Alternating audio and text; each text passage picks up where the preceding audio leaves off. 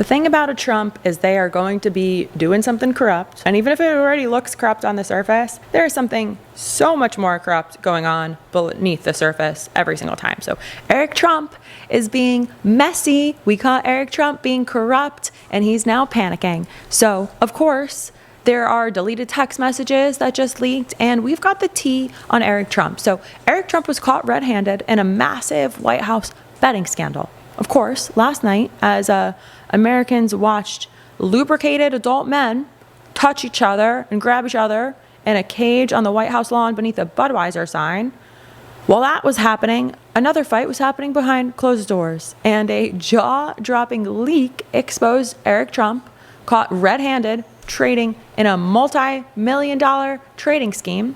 The corruption is so blatant and so Trumpy of him, and it's also, not for nothing, highly illegal. So, of course, the White House is panicking. They're going to try to do everything to cover their tracks.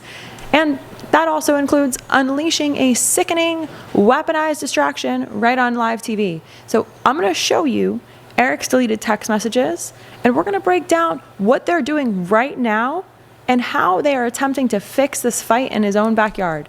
I'm going to show you exactly how the administration staged a horrific circus to keep the FBI off their backs and keep Kash Patel wherever he is. May he be getting help and rehab right now. So real quick, I'm Loren Piretra. Willa Piretra is huffing at me and bringing me a ball. Just put it right here, hon. Every single day, independent, network free, out of pure principle and an absolute refusal to let people like Katie Miller ever catch up on us on sub count. So it takes all of us. So every sub, every follow across wherever you get your podcasts, Spotify, Apple, iHeart, every hype on YouTube, every individual action you take, consider that an F you to Katie and Stephen Little Bitch Miller. It is Stephen Miller season. So he could be scurrying across a dark space in your home at any time. He could be multiplying. You might see his little beady eyes in the bottom of your drain. Just be careful. Hit sub and let's work towards a timeline where that man is in a windowless cage. So the smoking gun texts are insane. Like, let's just read these exact words. See the Trump family grime for yourself. Eric Trump wasn't making small talk here. He was hunting for an illegal edge at his dad's flamboyant birthday party. Like, literally, out of all sports, he had to choose the sport that looks a lot like Chippendales. If you were asking me, if you put them side by side and you spin me around, what's the difference? Eric, of course, was live, laugh, loving this. And hours before the taxpayer-funded UFC Freedom 250 fight, yes, we the taxpayers paid for the Super Bowl level security on this extravaganza, Eric was sliding in to the direct messages of UFC Daniel Cormier. When I first started this podcast, I remember sitting there thinking, what if nobody listens? Seriously, you put so much time and energy into building something, and there's always that little voice in your head wondering if it's ever going to work out. But taking that leap ended up being one of the best decisions I've ever made. And if you're starting a business or launching something online, having the right tools behind you can make such a huge difference. That's why Shopify is such a game changer. Shopify is the commerce platform behind millions of businesses around the world and 10% of all e-commerce in the US. From huge brands to brand new entrepreneurs just getting started, they give you hundreds of customizable templates so your online store can actually look clean and professional. And Shopify handles everything in one place: inventory, payments, analytics, shippings, returns, all of it. Plus, if you ever get stuck, their award-winning 24/7 customer support is always there to help. It's time to turn those what ifs into with Shopify today. Sign up for your $1 per month trial today at shopify.com/Loren. Eric was fishing for betting tips, and Daniel shut him down instantly. He reminded him, the president's son, that the UFC analysts are legally banned from gambling. So did Eric stop? No. He kept badgering him. He ignored the law and cut to the chase. And he wrote, are any of the fights tomorrow rigged? He said, I've been eyeing the Lopez fight, and I think an upset would be too unrealistic. He literally typed double dollar signs, and he said he wanted a fix. He wanted to cheat the system because it's not enough that he's already cheating the system and all the bets are in his favor with his daddy as the fucking president. He needed more. And I'm sorry, Willa is really harassing me right now. So the internet exploded, and we found his cover-up plot, which is pathetic.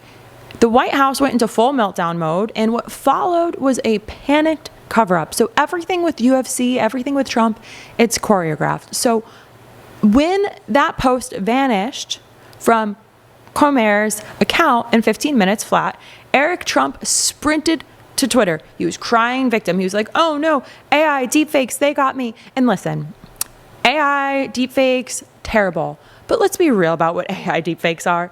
AI deepfakes are overwhelmingly used against women. 99% of violent deepfakes are used against women. That's a real statistic. You can Google it yourself. And what they do is they are designed to cause shame, professional harm, damage, humiliation to women. So Eric, who is buddy with all these tech bros who were in the audience, are now crying that their own technology is coming to get them and they're getting exposed. I don't buy it. So then he starts going on to blame his political enemies. It's the exact same Trump playbook we've seen for decades. Now, Comer suddenly flipped the script. He told reporters outside the White House that he was hacked. Think about this for a second. America, why would a UFC Hall of Famer's fake text exist? Why risk his broadcasting career to frame Eric Trump? He wouldn't. Why would he risk his broadcasting career to frame Eric Trump when we know how vindictive and revengeful and spiteful the Trumps are? He wouldn't do that. Why would a hacker break in just to post a highly specific, very realistic conversation? They wouldn't. Those messages were real. The Trumps just realized that they left a paper trail for the feds to see, and that maybe there would potentially be some accountability. But listen, because the White House and this current administration is so sick, they of course needed to take this as an opportunity to stage a hate rally. So the financial crimes were only part of the story. The administration needed a smokescreen. So they had this little toxic circus moment to distract you. So while all this insider trading scandal was burning through the threads online, the White House turned the South Lawn into a hate rally. UFC fighter Josh Hokett won his bout. And then he took the microphone, not to talk about his victory. He looked directly into the camera and unleashed a vile transphobic slur against former First Lady Michelle Obama. He shouted, and lastly, Michelle Obama is a man. Am I right, America? Ladies and and he grinned and he handed the gold chain to Donald Trump, and Trump cheered. This absolute trash of an administration invites these bigots onto our taxpayer-funded lawn. They use hate to just get a giggle. This is shameful. And broadcasting racist lies from the executive mansion is not what America is supposed to be about, okay? Let's be perfectly clear. They're taking their little weird locker room talk, their bigoted, deeply racist trope, calling black women men, which is, by the way, rooted in centuries of violent dehumanization of black women. So NFL star Robert Griffin III called it out immediately. He noted that the specific, painful racial baggage designed to strip black women of their humanity. The conspiracy theory itself is not even a conspiracy theory. It's a baseless, weird fixation that these people have with Michelle Obama and the Obamas. So repeating it on live TV is a deliberate, vicious attack on the former First Lady. But it's also an absolute disgrace. This wasn't a dark internet Reddit moment. It was the White House. It was streamed to millions on Paramount Plus.